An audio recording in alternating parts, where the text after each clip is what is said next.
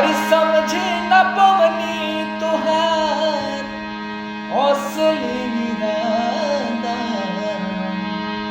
और बाबा के जाल में धरा गई दाता। केहू के रोवावल बहुत बात नहीं के। केहू के रोवावल बहुत बात नहीं के। रोवा के हंसावल बहुत बात होला। स्नेहिया लगावल बहुत बात नहीं के। नजरिया चुरावल बहुत बात होला।